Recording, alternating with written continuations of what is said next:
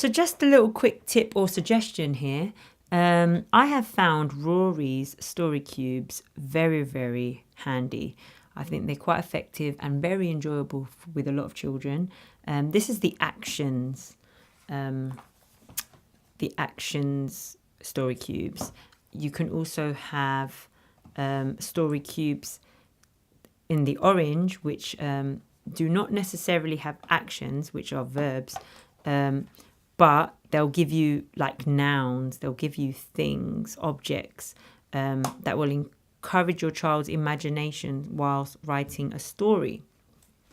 So I'm just focusing here now on the actions. You can buy them online. If not, then feel free to download and print off the PDF that says CubeNet on it. And there you'll be able to print off a CubeNet, and you can stick on any actions that you think is appropriate for your child and use the cubes the same way as I'm about to demonstrate now. So you can just choose one. Sometimes you use three, but for now, let's start with one. So I've taken a cube, I'm going to roll it, see where it lands. Okay, your child will look at it. What is the person doing? Oh, there's a set of legs here and they're kicking the ball. So it's kicking. The action is kicking. Now, there's so much you can do with that. You could either ask your child to think of alternative words for kicking. So I'll just leave that here. Can you see it? So we have kicking. So it might be shoving. Might be booting.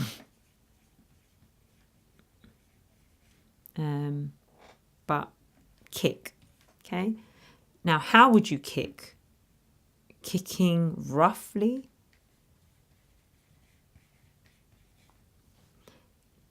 Kicking high.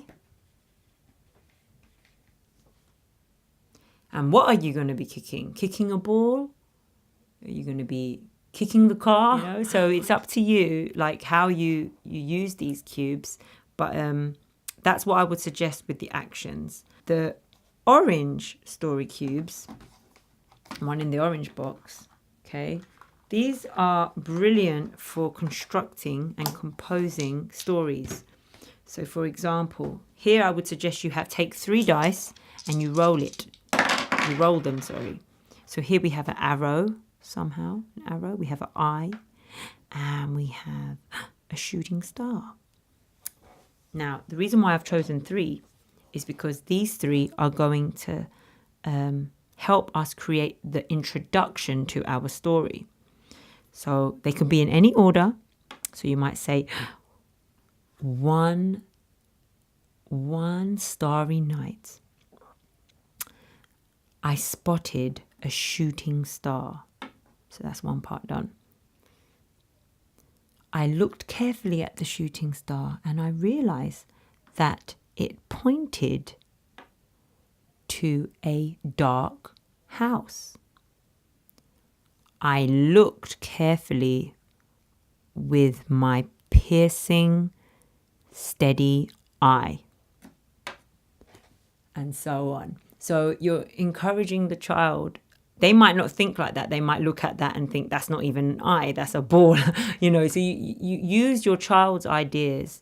There's no right and wrong. This is just to stimulate their imagination and to help them create lovely sentences for their story. But that would be some ideas for an introduction of a story.